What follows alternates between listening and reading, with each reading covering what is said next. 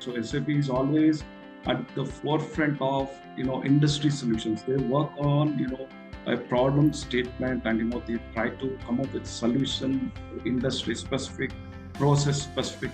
That's how they have captured the market, right? So and it is very easily you can embed it with the latest technologies. That's the beauty of the SAP, right? So how they build the application, right? So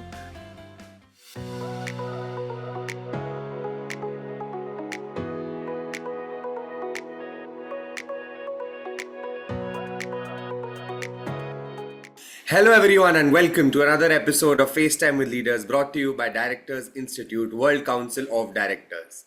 I'm your host, Tanay All, and today we have the honor of speaking with a truly distinguished professional in the world of technology and project management. Joining us today is Mr. Bharadwaja Rangaraju, an IT leader with over 15 years of extensive experience in project management, operations, and technology delivery. Throughout his career, he has made significant contributions to major global organizations like Shell, Infosys, Accenture, IBM, and Robert Bosch, where he has led teams and managed high impact projects that have transformed industries. Currently, as an information technology delivery manager at Shell, Sir plays a key role in driving digital transformation initiatives, including the implementation of cutting edge technologies like digital twin. His expertise in technology systems and his proven leadership in delivering complex projects have established him as a leader in his field. Sir's career is a great example of adaptability, deep technical knowledge, and exceptional leadership. Today, we'll be diving into his journey, the challenges he's faced, and the impact of technology on businesses and industries worldwide. So sit back and join us as we explore the remarkable journey of Mr. Bharadwaj Rangaraju. Sir, we welcome you on the show. uh, thank you, Mr. Tanai, and I sincerely appreciate the warm welcome, and the opportunity to have this engagement with the industry leaders, right? So it's really an honor to connect with such accomplished professionals and see that, like, that's how I can express my views and provide some insights on the journey I've been so far. Yeah, thank you. Sir, so your career spans some of the world's leading tech companies like Shell, Infosys, and IBM, which is quite an impressive journey. For our Mhm. audience today, many of whom are aspiring professionals or in the early stages of their careers, could you take us through your story? Like, how did you start? What were some of the pivotal moments that shaped your path? And what were the key challenges you faced along the way that helped you grow into the leader you are today? Perfect. Yeah. See, my educational background, if you see, I'm from a non-IT background, like civil and environmental engineering, and but I was not really very much motivated to get into the IT field, during my academics, right? So, but still, it driven me, and it's in my career, always one thing I've always pursued on is like take challenges and be unique to yourself, right? So I think this is only the you can position yourself very well in the market, right? So while I was probably doing my MTech thesis at Indian Institute of Science, but I started exploring, doing on the GIS, and the water supply management software.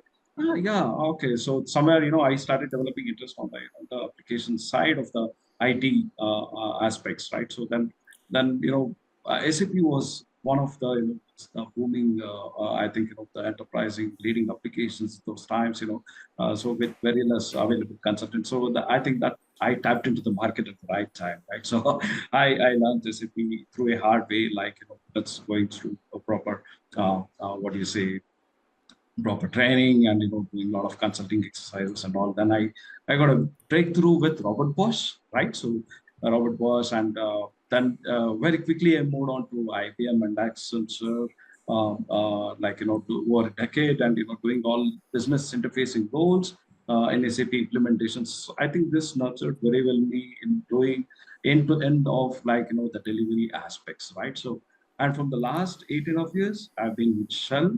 So it is now, I think, with Shell being a very complex IT ecosystem. Shell is a very oil and gas major. So with a large complex IT ecosystem, I think it's given further, made my the IT knowledge, I think, further engaging. And I think I had the chance of driving the end to end of like financial system management and vendor management.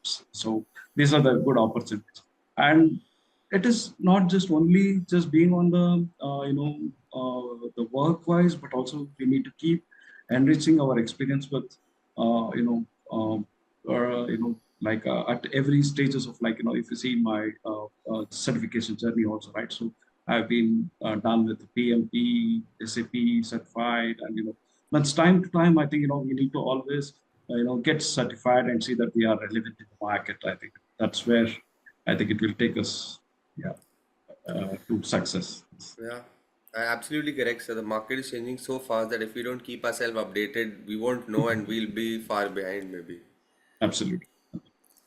So you've had the incredible opportunity to lead digital transformation efforts at Shell, particularly integrating cutting edge technologies like digital twin.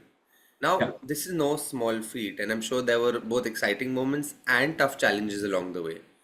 Could you Yeah. walk us through how you managed to bring together such advanced technologies and successfully embedded them into Shell's operations? Okay, so I think before I stepped into the digital film aspects of the program management and stuff, like I was completely only in the SAP world of delivering, deploying, upgrading, a lot of different flavors of SAP work which I had executed.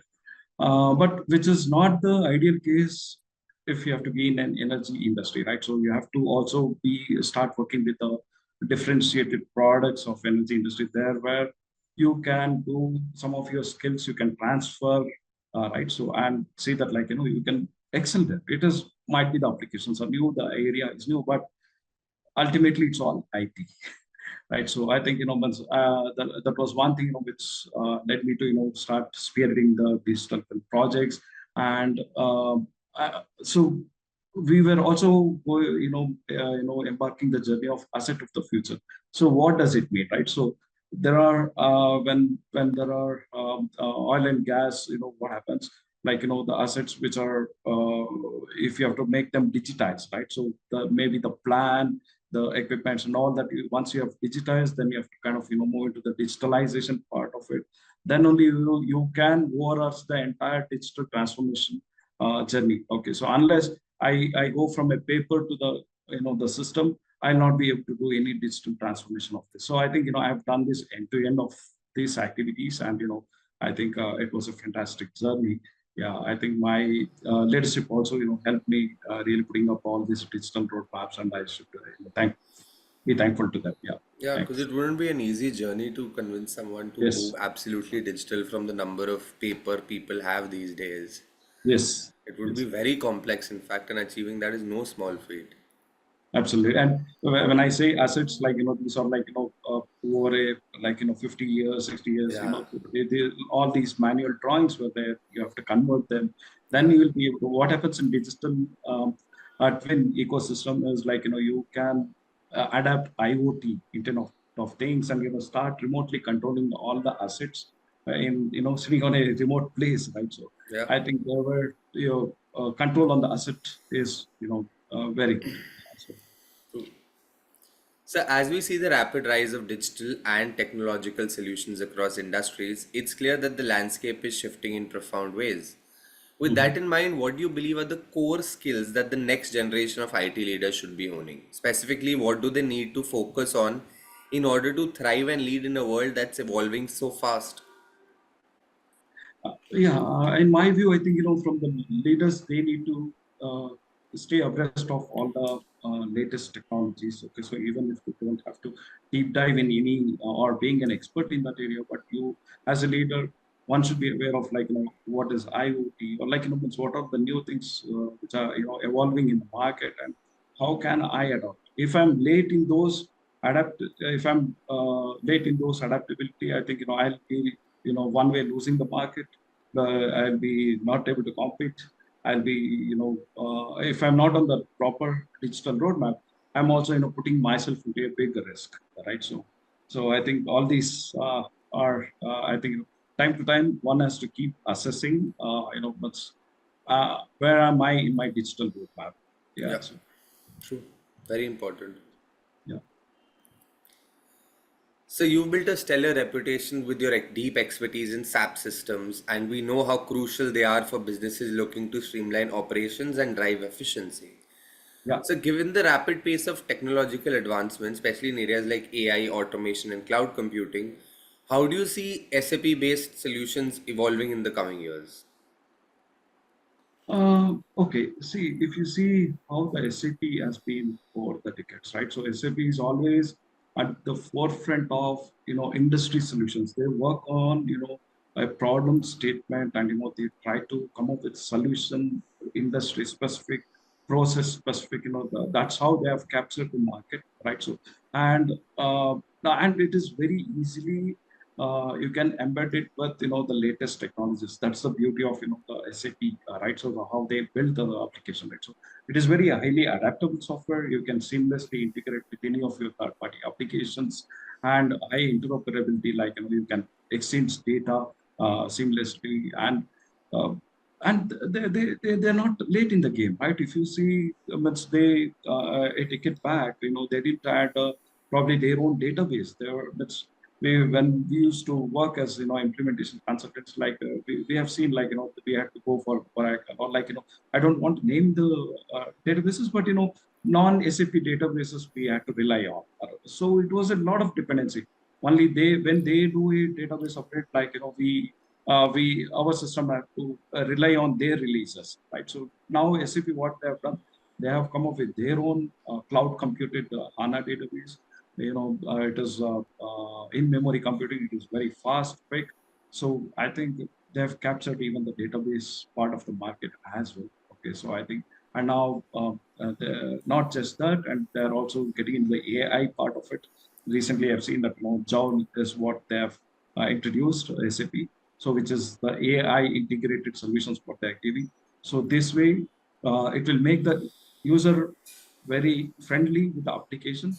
User can put in their queries. So it is very less involvement of IT and more of a user friendly application what they're trying to build. Yeah, So I think they are very highly adaptable, I would say. Yeah, very well said, sir. I think adaptability is key in absolutely, today's sir. world with the rate at which we're transforming. Absolutely. Yeah. So, as you continue to make an impact in the world of digital transformation, what are some of Uh-huh. the personal and professional aspirations you have in the coming years? And on a more strategic level, do you see yourself stepping into the boardroom role for the future, guiding companies through the next wave of innovation and governance? Absolutely. See, even from the boardroom perspective also, today it is not only the financial knowledge which is sufficient, right? So if you see, technology and business is so much intertwined that business is heavily dependent on technology if they have to succeed.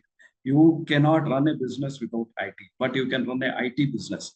That is that is an era we are living in today, right? So I think with this, I think with IT and data, I think it is more like a, if you have to run a successful business, it has to be data driven, customer centric. It has to be like, future oriented. It has to be sustainable, cloud, all this. I think, only then you will be able to run your business efficiently, and you will be able to, partner with globally, right? So business should be able to partner globally. They should not only limit themselves to local this one. So I think as a now stepping into as an independent director, right? So coming from the IT background, so it gives a great opportunity to serve the organization and kind of help business make right decisions. And this can be achieved by it's basically the IT ecosystem, which acts as an enabler to the business, right? So the IT should always be an enabler to the business. So, and we should also identify the catalysts. What are the catalysts for the growth, right? So I think these inputs, I think, only the IT, background people will be able to, more probably provide to the business and, I think, and empower the leaders in the ecosystem, right? So in light of this, I think, as an IT leader, I would say that, all this which has been inculcated, in one, I think with all the business acumen, result oriented, and financial related, these qualities, you can make that the capex and opex investments very rightly, right? So, so what happens in the company. One is you have to run your operation expenses. You have to also make sure that you have showing growth. Else the investors will not be interested in you if the company is not doing enough capital investments or enough growth if they're showing, right? So I think these are all some of the things which IT, someone with the IT background should be able to help the board and help the organization to grow. I think, yeah. And this Absolutely, in sir. my view, yeah. Yeah, 100%, sir. I think if that's the future, then someone on the board with knowledge of that will definitely help, because we are in a situation where without IT, no company can run today. Yes, yes. Sir, you've had the privilege of working across some of the world's most prominent global organizations. Having seen the impact of corporate governance firsthand, I'm curious to hear your thoughts. How do you believe strong corporate governance contributes to the efficiency of technology delivery? Fantastic. Very good question. So, if you see the corporate governance, where it lies, the biggest challenge in organizations is today in terms of is the financial reporting and remaining compliant with the regulatory standards, right? So, I think these are all the very key factors for the organizations to say that they are nowhere identified as non-compliant in the market, right? So I think so. IT one way IT tools can help achieve this, but also there should be proper process to govern these activities, right? So which is probably constructed over the over the period, right? So in my experience, so I have dealt with maintaining a large landscape of reporting analytics. So it was very pivotal in you know uh, uh, doing all the financial data amalgamation and produce the results, calculate the tax and all that, and publish it for the the quarterly results, right? So I think I have done that very key role.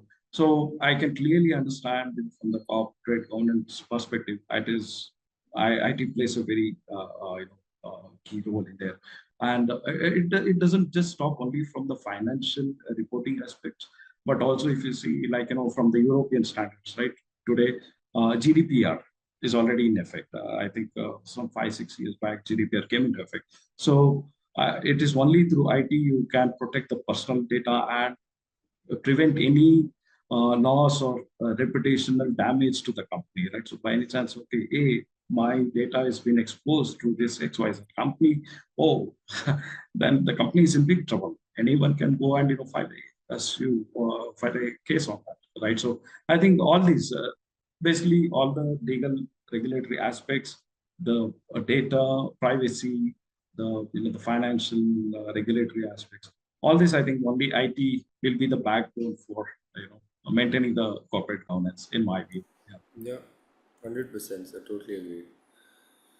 Sir, could you share your experience joining Directors Institute and how the courses and community here have influenced your perspective on corporate governance? Perfect, perfect. Thanks. I think joining the Directors Institute, I think it was at the right time of my career. I was when I picked up this course, I was close to 20 years of experience in my career, IT career journey, and it is one of the best decisions in my career, I would say, right? So the board, the board, what's the curriculum is very well structured, I would say, right? So you have clearly made it into three parts of the board stewardship and digital director and the ESG. I think all these makes all these ingredients are required to enter into a board. I think and it is very well structured, I would say. I think it really provides a starts fostering the independent direct mindset. I think as soon as we start hearing to those sessions from the industry leaders, so those were all very engaging sessions, I would say that, right? So it happened. I think corporate industries, I think if you see from the ESG lens or from the digital directory, directorship thing, I think this. I think what Directors Institute have today designed the curriculum is very relevant in the market, I would say, in my view. Yeah. So no, I am saying it really helped my to boost my career as well. So, Yeah. Perfect, sir. Thank you so Perfect. much for those kind words, sir. And that's a wrap for today's episode of FaceTime with Leaders, brought to you by Directors Institute. It's been an absolute pleasure, sir, to hear about your incredible journey in the world of technology delivery and leadership. A big thank you for joining us today and sharing your valuable experience with us. For our audience, I hope you've gained some fresh perspectives on how leadership in the tech industry is changing and what skills the next generation should focus on developing. If you enjoyed today's episode, make sure to subscribe to our podcast so you can never miss on any episode. And as always, we encourage you to keep pushing your boundaries of your career just like our guest did. Until next time, keep learning, keep growing, keep leading the way, and of course, have fun in your journey. Thank you so much. Thank you, Mr. Panay. Thank you, sir. Have a great day. Have a good day. Thank you.